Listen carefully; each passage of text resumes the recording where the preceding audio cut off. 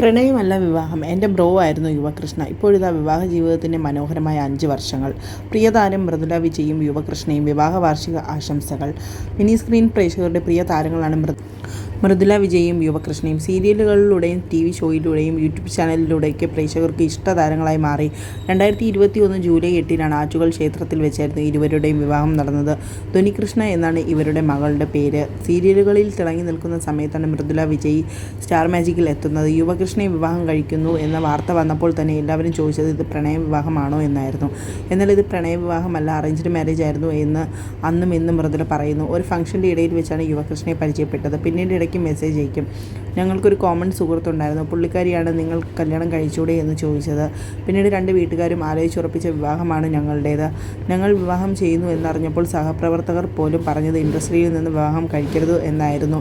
ഇൻഡസ്ട്രിയിൽ ഉള്ള ആളെ തന്നെ വിവാഹം കഴിച്ചാൽ പരസ്പരം ഈഗോ അടിക്കും, അത് അവസാനം ഡിവോഴ്സ് ആവുമെന്ന് ചിലർ ഉപദേശിച്ചു. പുറത്തുനിന്ന് ഒരു കുട്ടിയെ നോക്ക് എന്നാണ് ഭൂരിപക്ഷം പേരും അഭിപ്രായം പറഞ്ഞത്. കല്യാണത്തിന് മുൻപ് വരെ ഞാൻ ബ്രോ എന്നാണ് യുവയെ വിളിച്ചിരുന്നതെന്നും മൃദുല പറയുന്നു.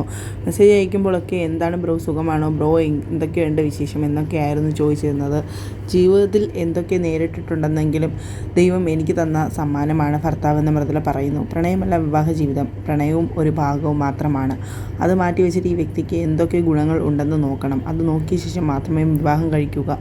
വിവാഹ ജീവിതത്തിൽ നല്ല സെൻസിലുള്ള അഡ്ജസ്റ്റ്മെൻറ്റ് വേണം. എന്തും ത്യാഗം ചെയ്തും നിൽക്കുകയല്ല. ഒരേ ഫീൽഡ് ആയതിനാൽ ഷൂട്ടിംഗ് തിരക്കുകളും വൈകി വീട്ടിൽ വരുന്നതും ഭർത്താവ് മനസ്സിലാക്കാൻ സാധിക്കുന്നുണ്ട് എന്നും മൃദുല പറയുന്നു.